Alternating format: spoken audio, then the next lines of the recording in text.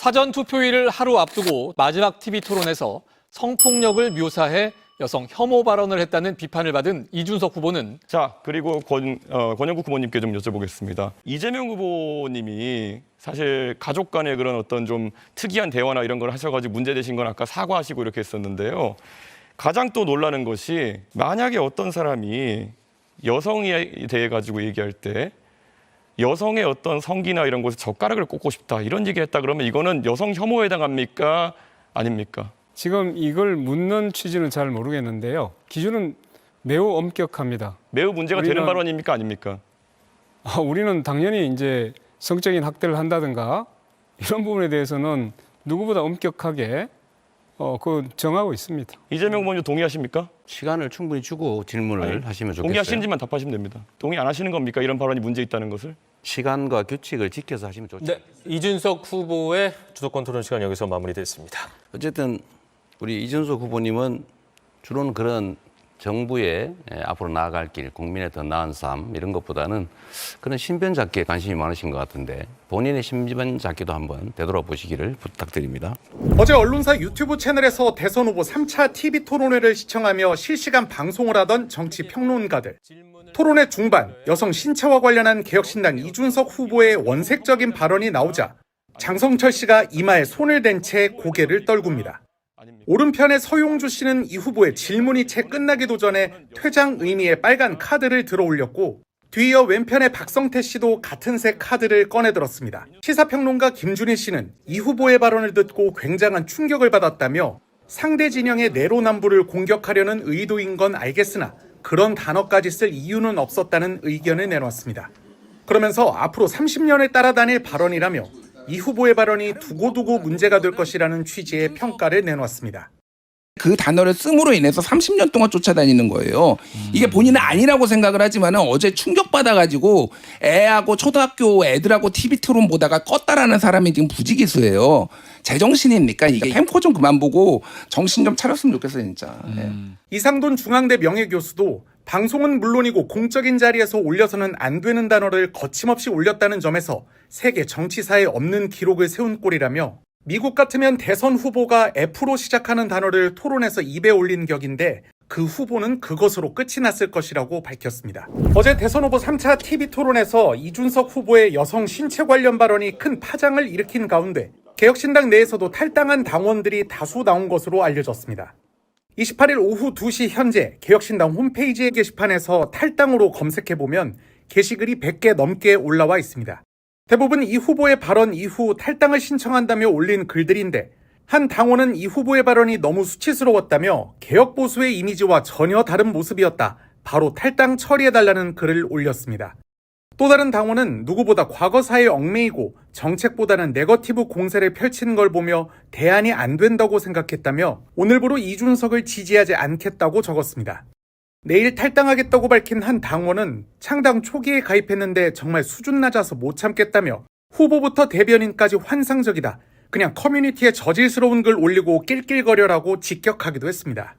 논란의 발언에 개혁신당 내부에서도 진통이 불거진 겁니다. 이 후보는 어제 TV 토론에서 인터넷에 떠도는 특정 후보 가족의 막말 의혹을 겨냥하며 민주노동당 권영국 후보를 향해 이 발언이 여성 혐오에 해당하냐고 묻는 과정에서 여성 신체와 관련한 원색적인 단어를 여과 없이 언급했습니다.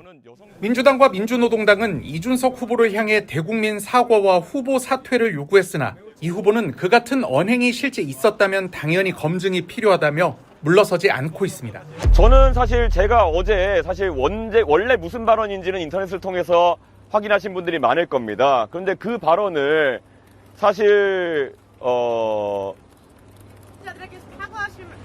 제가 질의응답 중이니까요. 나중에 하겠습니다. 예, 그 발언을 어떻게 순화해야 될지에 대해 가지고 다른 제안이 있다면 제가 고민해 보겠지만은 그것은 실제로 그 발언을 제가 그대로 옮겨서 전하는 것이기 때문에 그것은 뭐 다른 방법이 없다 이렇게 생각합니다. 그 소위 사례를 들어서 그 얘기를 하신 건데 굳이 그 사례를 집어서 후보에게 검증하고자 하는 의도가 어떤 거죠? 왜냐하면 저는 이렇게 생각합니다. 선거 때마다 굉장히 다양한 후보자 가족에 대한 검증이 이루어져 왔습니다. 지난 선거 때는 준리 문제 같은 것들 다들 기억하실 겁니다. 그리고 지금 이재명 후보 같은 경우에는 사실 지난 선거에서 이 아드님에 대한 검증이 상당히 이루어졌습니다. 그런데 그때도 이재명 후보가 해명을 제대로 안 한 부분이 있다. 전 이렇게 보고요. 사실 이런 논란이 되는 발언들 같은 경우에는 그때 이미 이재명 후보 측에서도 인지하고 거기에 대해서 발언했던 바가 있습니다. 그렇기 때문에 그때는 괜찮고 지금 와서 이것을 지적하는 것은 문제다라는 인식에는 동의하지 않습니다. 그때도 유효했고 지금도 유효한 지적일 수 있습니다. 후보님, 예. 그 발언의 정확한 출처가 어딥니까? 그 발언의 정확한 출처는 해당 도박 사이트라고 이제 이재명 후보 측에서 과거 2021년에 이야기했던 그것의 캡처 사진입니다. 소위 충분한 검증을 통해서 답을 얻고자 하셨다면 예 아니오로 답을 이끌어내기보다는 시간을 할애해 주시더라도 답을 이끌어내셔. 저는 충분히 그럴 의도가 있었고 권영국 후보님께는 제가 몇 번의 그 답을 주고받으면서 질문했는데 권영국 후보님께서 답변을 거부하시거나 아니면 기준이 무엇인지를 밝히지 않으셨습니다. 아마 저의 질문을 기억하신다면은 이런 문제에 대해서 민주노동당 어떤 기준을 가지고 있습니까? 라는 질문이었고 여기에 대해 답하지 않은 것은 권영국 후보이고요. 나중에 권영국 후보가 끝내 답을 거절하시고 이재명 후보는 어떻게 생각하시냐, 동의하시느냐 정도를 제가 시간이 몇 초 남아가지고 물어본 것입니다. 네. 그 2차 피해자는 결국 그 방송을 시청한 전 국민이라는 시선도 있고요. 거기에 대해서 어떤 의견을 가지고 계신지 궁금하고 또 하나 지금 진보당이 그 후보님을 유일하게 제소한다고 하던데 여기는 어떻게 되고 가지고 계십니까? 저는 아까 말씀드렸던 것처럼 실제 그 발언에 대해 가지고 제가 원본을 보신 분도 알겠지만은 순화해가지고 제가 표현한 것이고 그에 대해서 어떻게 더 순화해야 될지는 잘 모르겠습니다. 물론 그것을 보시면서 불편한 국민들이 있을 수 있다는 것은 저도 알고 있었고 그리고 그에 대해 가지고는 제가 심심한 사과를 하겠습니다. 하지만 제 입장에 봤을 때는 그것은 그런 언행이 만약에 사실이라고 한다면은 그것은 충분히 검증이 필요한 사안이다 이렇게 보고 있습니다. 후보님, 토론에서 검증되지 않은 발언에 대해서 지적을 하신 겁니까? 어떤 것이 검증 안 됐다는 말씀이시죠? 그 도박 사이트에서 발언을 원본 출처가 도박 사이트라고 하셨는데 그럼 그 발언이 실제인지 아닌지 확인하시죠. 2021년도에 이재명 후보 측에서 그 문제가 된 아이디 중에 하나에 대해 가지고 그것에 대해서는 인정한다라는 입장을 낸 것으로 알고 있습니다. 그리고 추가 언론 취재를 통해 가지고 그 해당 아이디와 이번에 문제가 된 아이디가 동일한 카카오톡 아이디로 쓰인 글이라는 보도까지 확인하고 저는 발언한 것입니다. 싶은 게 어제 그 발언으로 약간 그 확장성에 저해된다는 지적도 있고 당연히 확장성에 대한 저해가 있을 수 있다는 지적은 알고 있고요. 하지만 이재명 후보가 지금 선거 과정에서 그런 여러 가지 중요한 검증의 기회를 회피한다는 그런 인식이 있기 때문에 저는 제가 굉장히 표현을 순화해가지고 특정하지 않고 그런 상황에 대한 양당의 기준을 물어보는 방식으로 이렇게 물어봤던 것입니다. 어제 발언 관련해서요. 그 질문을 사전에 준비하신 것인지 그런 식으로 표현하실 거라고 미리 준비하신 것인지 그리고 이런 논란이 있을 거라는 것도 예상하. 논란은 있을 수 있겠다는 생각을 했지만은 제가 뭐 그걸 의도하진 않았습니다. 있을 수 있겠다는 건 당연한 거고요. 다만 이 문제는 2022년 선거에서도 대두되었던 것이기 때문에 뭐 다른 발언들로 이제 대두가 되었던 것이고 기사도 남아있지 않습니까? 그렇기 때문에 그것과 동일한 수준에서 언급하겠다는 생각 정도를 했습니다.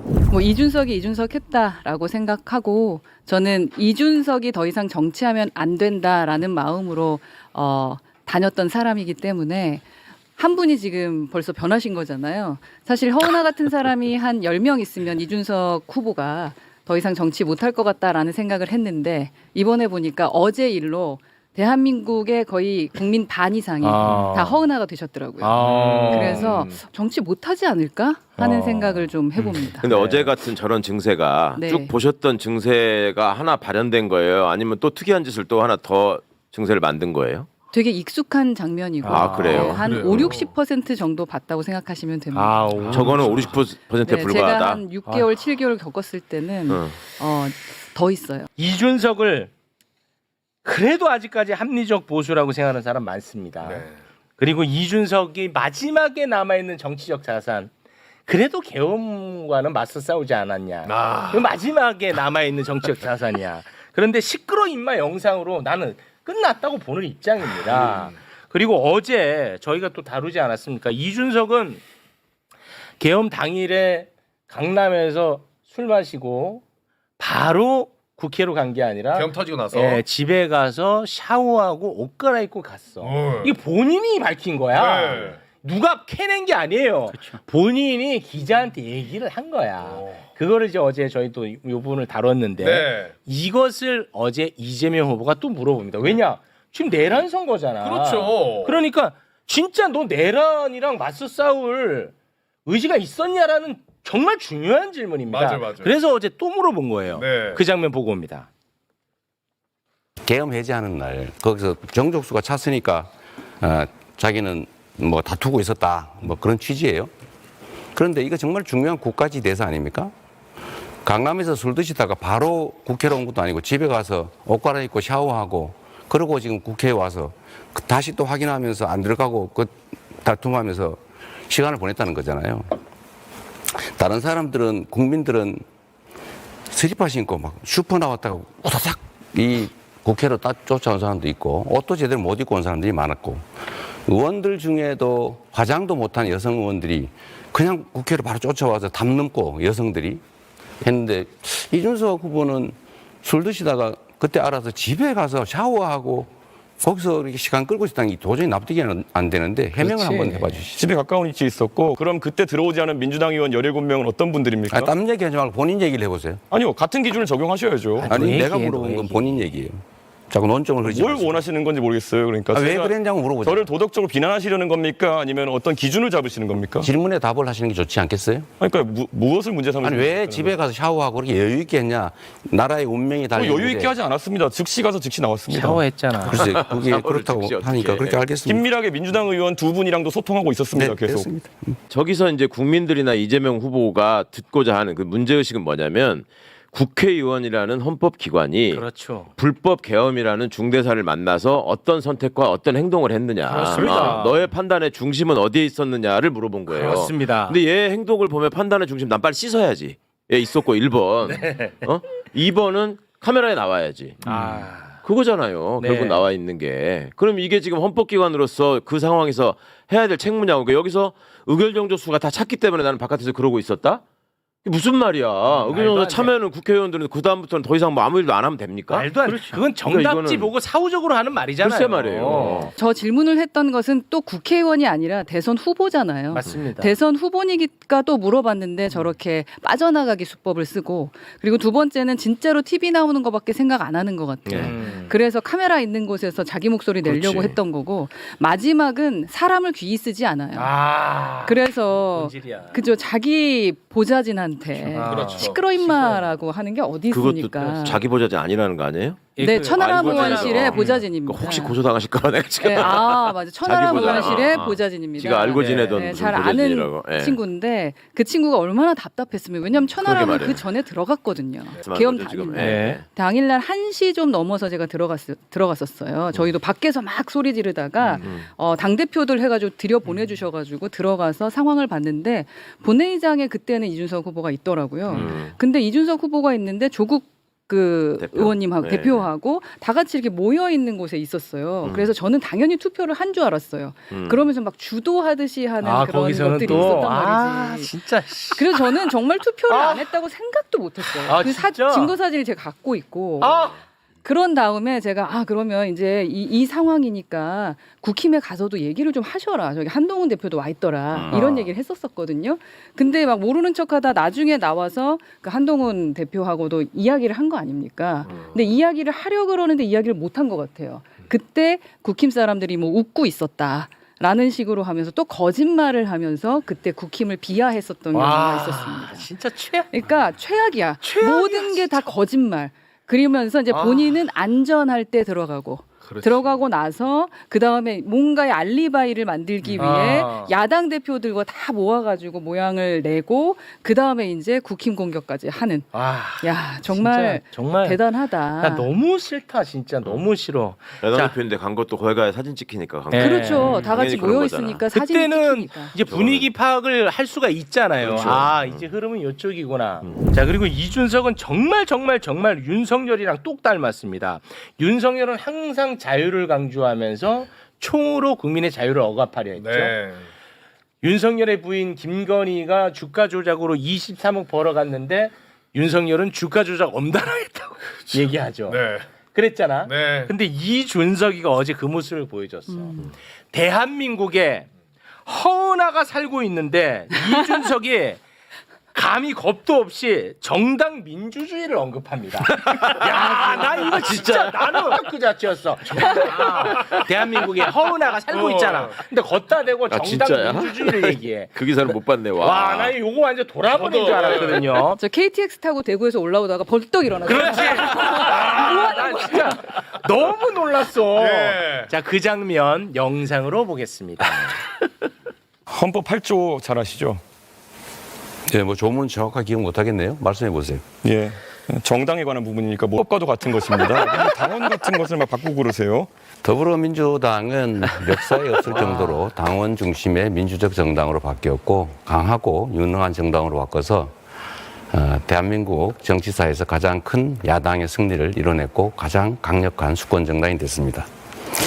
남의 당 얘기하기보다는 개혁신당은 그 허은하 대표를 그렇게 강제적으로 조치를 하지 않았습니까? 또 김용남 의원도 개혁신당 아닌가요?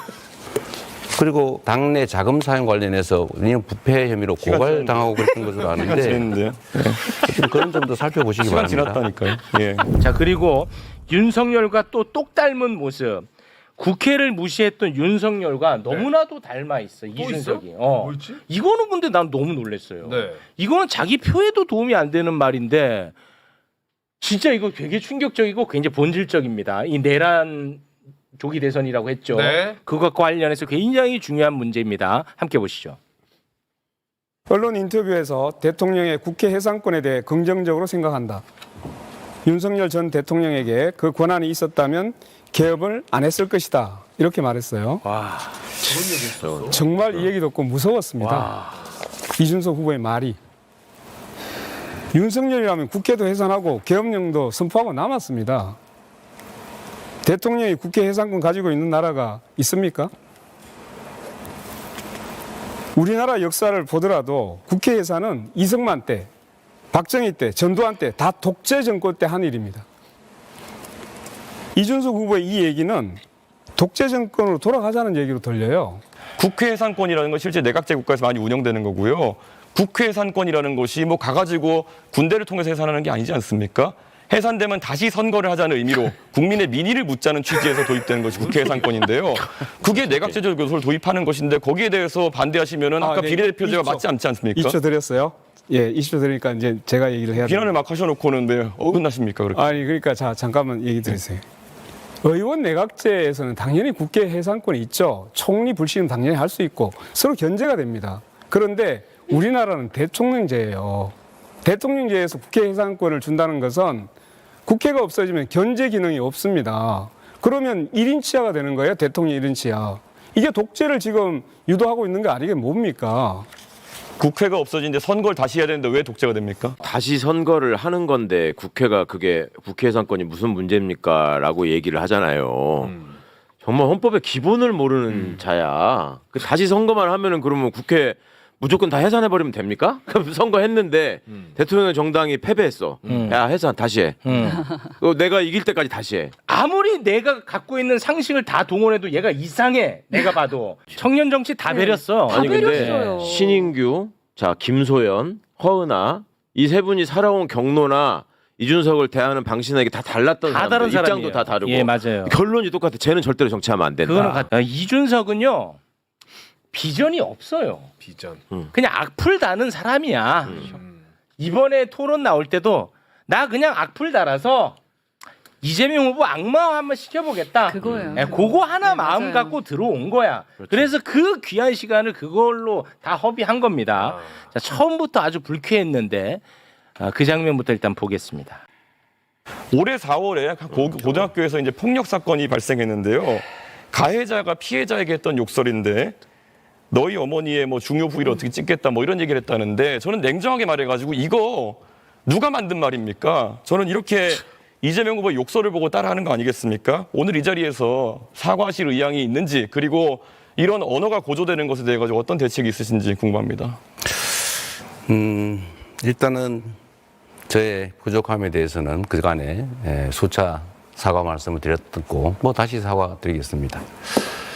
그리고 그 말은 제가 한 말이 아니고 우리 형님이 어머니한테 한 말인데 그런 소리 하는 걸 왜 안 말랐느냐라고 제가 좀 과하게 표현한 것이었다는 설명을 좀 드립니다. 이준석이 갈라치기 하고 혐오 조장해서 우리 사회가 극단화되고 혼탁해지고 있다라고 판단합니다. 사람들은. 그런데 이상한 사례 하나 들고 와갖고 이게 이재명 때문이라고 지금 저 따위 얘기를 하고 있는 거야. 자, 그리고 급기야 이제 선을 넘게 됩니다. 만약에 어떤 사람이 여성에 대해 가지고 얘기할 때 여성의 어떤 성기나 이런 것에 젓가락을 꽂고 싶다 이런 얘기했다 그러면 이거는 여성 혐오에 해당합니까? 아닙니까? 그건 뭐 답변하지 않겠습니다. 발언 자체가 더럽잖아. 네. 말이 안 돼. 누가 저런 말을 합니까? 대선 토론에서. 네.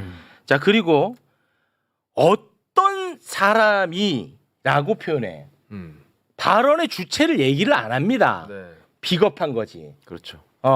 저 말을 도대체 누가 했다는 거야? 비겁한 거야. 어떤 사람이라고.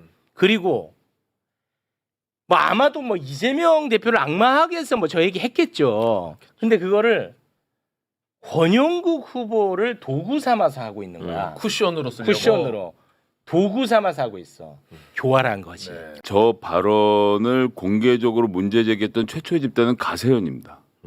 그리고 잘 아시는 것처럼 이준석 후보에 대한 소위 말하는 성접대 의혹을 했던 것도 가세현이거든요. 그랬는데 가세현이 내놓은 그 캡처 사진에 보면 여성 연예인의 그 사진을 놓고 그 밑에 댓글들을 날짜가 다른 댓글들을 섞어 넣은 게 있는데 그 댓글에 저 젓가락 얘기가 나오는 겁니다. 그럼에도 불구하고 가세현은 다른 건 줄 아니까 표현할 때 두 가지를 분리해서 썼거든요. 그런데 제가 지금 이준석 후보에게 정말 걱정되는 건 이 사람이 지금 펜코 월드에 갇혀 있다는 건데 제가 이런 얘기를 드린 이유는 5월 초에 제가 뭐 날짜까지 특정은 안 하겠습니다만 5월 초에 이와 관련돼서 저 방금 말씀드린 여성과 젓가락 이야기를 섞은 글이 펜코에서 베스트 글로 올라가요.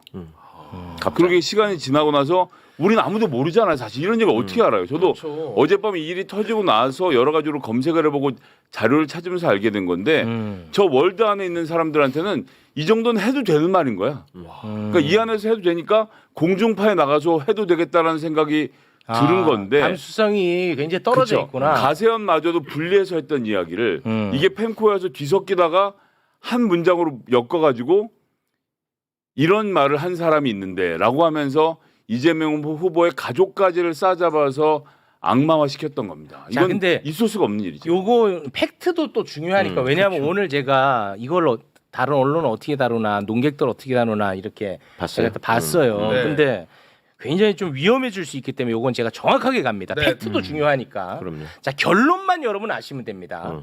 이재명 후보 본인 플러스 이재명 후보와 관련된 관련자들 중에 이준석이 했던 저 발언을 한 사람은 단 한 명도 없습니다.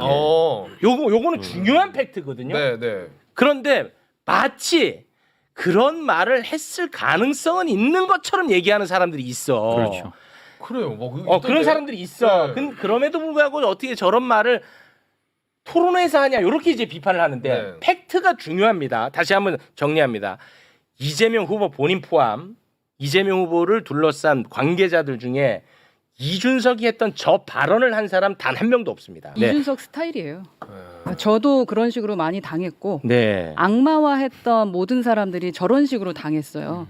그래서 지금 SBS의 모 기자도 지금 계속 블로그에 글을 쓰고 있거든요. 본인을 악마화했던 부분. 그리고 반준석이 될 수밖에 없었던 사람들이 다 모였을 때 다 저 패턴으로 모두 다 악마화가 됩니다.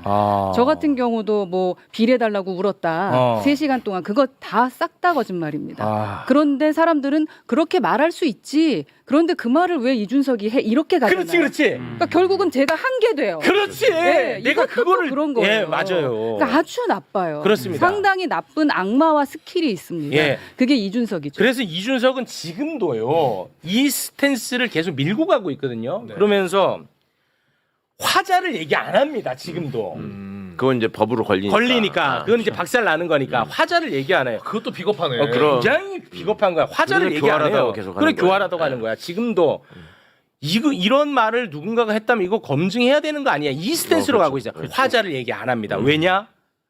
그렇게 말한 사람이 이재명 본인 포함 주변 사람 중에 한 명도 없습니다. 아니 심지어 주변 사람 아닌 사람 중에도 저렇게 말한 게 없잖아요. 젓가락 얘기는 남자와 관련해서 얘기한 거지 여성을 연결해서 한 얘기가 아니란 말이에요. 자, 애초에. 그 부분은 네. 한겨레 신문의 보도 내용을 제가 그대로 읽어드릴게요. 이준석 후보가 남성 신체 부위를 여성 성기로 바꿔서 이미 온라인을 점령하고 있는 성폭력적 여성 혐오 표현을 고스란히 재현했다는 비판이 나온다. 이렇게 얘기를 하고 있기 그렇죠. 때문에 지금 말씀하신 것처럼 여성 성기가 등장하지도 않습니다. 그러니까 놀라운 일이죠. 내가 이 대목에서 저걸 저놈이라고 할 수밖에 없는데 저놈이 정말 나쁜 게 이렇게 지가 머릿속으로 지금 생각하는 건 뭐냐면 이렇게 하면 어차피 사람들이 코끼리라고 받아들여서 코끼리를 계속 생각하게 된다. 맞습니다. 그러니까 결국 언론은 검증을 안 하는 게 습성화돼 있고 그렇습니다. 내가 또 가가지고 저야 사바사바 하면은 또 다 막을 수 있으니까 네. 사실관계 어찌 됐건 허은아는 울었을 거다라는 것만 남기면 되는 거야. 맞아. 그러니까 젓가락이 어떻게 됐을 거다라는 건 남기면 되는 거야. 그럼 그렇지. 그게 계속 얘기가 될 거고 사람들 듣기에는 자극적이니까 저 얘기는 안 사라질 거야. 그럼 나는 성공 이렇게 생각한 건데 지금도 그 생각하고 그 스탠스 가고 여전히 있다니까요. 그걸로 지금도. 지금 사과한 것처럼 장난을 치고 있는데 이게 세상을 너무 우습게 알았어요. 이거는 이제 얘는 젓가락으로 연결되는 사람은 이준석이밖에 없는 거예요. 이제. 네. 자꾸 반복해서 죄송한데. 알아야 돼요. 지금 너무 죄송한데 반복해서 이재명 후보 관계자 중에 누군가가 이런 발언을 했을 가능성이 있지만 이 발언은 잘못됐다라고 하는 식의 논평들이 지금 많이 나오고 있습니다. 오늘도 많이 왔습니다. 이거 큰일 나는 논평이라는 거 제가 다시 한번 지적하고 강조합니다. 아니라니까. 이거 굉장히 중요하다니까. 그 프레임을 만들기 위해서 이준석 후보가 오늘 뭐라고 사과를 했냐면 이게 또 중요합니다. 제가 이제 사과를 드린다. 그런데 토론에서 후보자와 후보자 가족을 검증한 것이 분명하다. 저 보라고. 선거 때마다 다양한 후보자 가족을 검증했다. 이재명 후보는 지난 선거에서 아들에 대한 검증이 상당히 이루어졌다. 그런데 그때도 이재명 후보가 해명 제대로 안 한 부분이 있다고 본다. 라고 해서 발언 어제 완전히 주어 없이 해놓고 오늘 가서 가족 검증을 붙여서 보도를 나가는 데 있어서 그 사람이 가족이구나를 떠오르게 하는 거죠. 자, 그럼 만약에 그렇게 한다. 이것도 준비한 수법이에요. 그러니까 만약에 이렇게 해갖고 예를 들어서 민주당에서 너 이재명 가족이 그 말 안 했는데 너 왜 그런 말 했어 하면은 제가 언제 그런 말 한 적 있나요? 이렇게 가는 거라니까. 재발절이세요? 뭐 이런 식으로 재발절이세요, 그렇지. 그거 하려고 그러니까 저 사과하는 척 하는 것까지 지금 염두에 두고 저게 한 짓이라니까. 미치겠네 진짜 진짜. 나쁜 이거 놈이야, 세상에 저거. 빨리 알려야 되는데 미치겠네. 그래서 조선일보가 이준석 젓가락 논란에 심심한 사과 후보자 가족 검증은 필요 이렇게 뽑습니다. 나 미치겠다니까. 이거 어떻게 해야 되지? 이준석의 성격상 사퇴는 안 할 겁니다. 그러나 사퇴하지 않으면 본인도 그 결과는 3% 미만으로 떨어질 것이고 개혁신당은 엄청난 사태에 직면합니다. 다음 주 대선 이제 발표 이후에 그러면은 지금 50, 60억 정도 지금 대선 비용을 썼다는데 이거 전부 다 10% 밑으로 내려오면 전부 다 이준석 혼자 책임져야 돼요. 개혁신당은 파산할 수밖에 없어요. 개혁신당이 어쨌든 지금 여러 언론에도 한 5, 60억 정도는 돈이 지금 비용이 지출이 됐을 것이다. 그러면은 그걸 갚아야 되잖아요. 그런데 이제 국회의원 3명인데 정부 보조금 나와서 커버할 수 있는 돈은 한 20억 정도라는 거거든요. 그럼 나머지 한 3, 40억 원을 개혁신당이 갚아야 되잖아요. 이 개인의 문제가 아니니까 대선은. 개혁신당이 무슨 돈이 있습니까? 그러면 이준석 후보와 국회의원 나머지 2명이 나서서 책임지고 갚아야 되거든요. 그 사람들이 돈을 왜 갚겠어요? 그렇게 되면 이제 개혁신당 스스로가 파산할 수밖에 없어요. 파산할 수밖에 없는 것은 지금 선거 비용은 들고 지지율은 더 떨어질 것이기 때문에 결과적으로 돈 감당을 못한다. 이제 이런 것이고. 그리고 검찰이 엄청난 수사의 속도를 낼 겁니다. 이제 다음 주 되면.